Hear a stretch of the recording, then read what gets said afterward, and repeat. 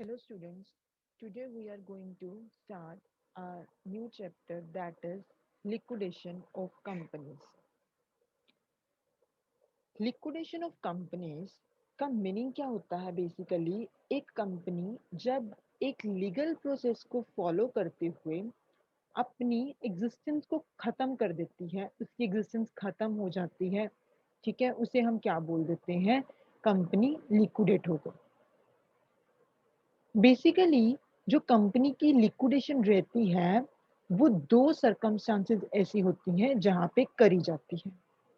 One is if the company becomes insolvent and is unable to pay its date.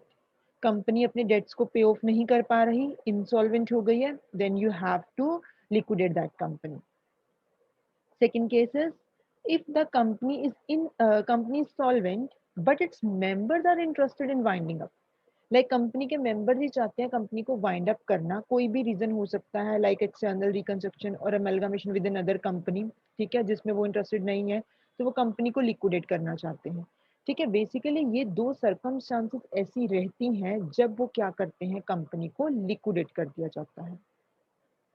अब company को liquidate करने के कुछ modes होते हैं जिसे हम modes of winding up a company कह देते हैं।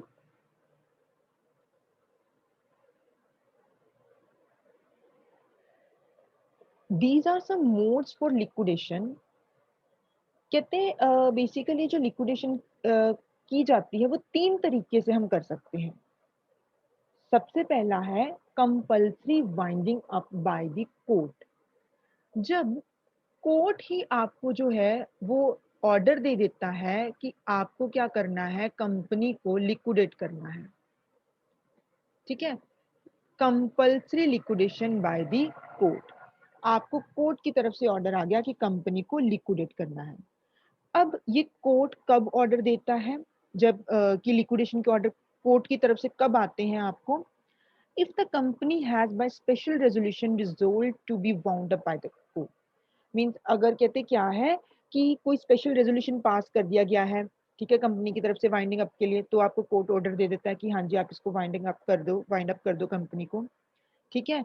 या फिर आप अपनी स्टैट्यूटरी रिपोर्ट्स जो होती हैं कंपनीज एक्ट के अकॉर्डिंग आपको रजिस्ट्रार के पास सबमिट करवानी होती है, आप वो नहीं कर पा रहे तो आपको कोर्ट ऑर्डर दे देता है। कुछ ऐसे केसेस रहते हैं, ठीक है, जहाँ पे कंपनी जो है अपने डेट्स को पे ऑफ नहीं कर पा रही, तब भी कोर्ट ऑर्डर दे देता है। तो ये कुछ केसेस ऐसे रहते हैं जहाँ पे कोर्ट की तरफ से आपको ऑर्डर आ जाता है कंपनी को वाइंड अप करने का। सेकेंड वॉलेंट्री वाइंड अप रहता है, लाइक आप अपनी सेल्फ विल के साथ आप क्या करते हो, कंपनी को वाइंड अप कर देते हो, लिक्विडेट कर देते हो, ठीक है। ये कब किया जाता है, like winding up by the members कर सकते हैं या फिर ये क्रेडिटर्स की तरफ से। मेंबर्स की तरफ से कब हो जाता है, जैसे अभी हमने ऊपर पढ़ा था कि मेंबर्स को अगर लगता है कि वो जैसे कंपनी को अमेलगामेट करी जा रही है, ठीक है, जो जिसमें वो इंटरेस्टेड नहीं है, तो मेंबर्स क्या कर देते हैं, अपनी वाइंडिंग अप का डिसीजन ले लेते हैं कि कंपनी को हमने वाइंड अप करना है। और जो क्रेडिटर्स होते हैं वो कब करते हैं, लाइक जो कंपनी है वो इनसॉल्वेंट है, सॉल्वेंसी उसकी खत्म हो चुकी है, वो अपने क्रेडिटर्स को पे ऑफ नहीं कर पा रही है, तो भी क्रेडिटर्स क्या करते हैं, वो कहना शुरू कर देते हैं, मीटिंग्स कॉल करवाते हैं कि आप कंपनी को क्या करो, वाइंड अप करो, ठीक है, क्योंकि वो कंपनी इंसॉल्वेंट हो चुकी है। Then third is the winding up under the supervision of the court.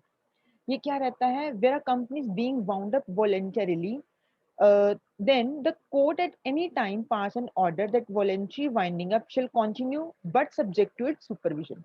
Company खुद चाहती है वाइंड अप करना, कर सकती है, लेकिन कोर्ट के सुपरविजन के अंदर ही ये सब कुछ होता है, ठीक है।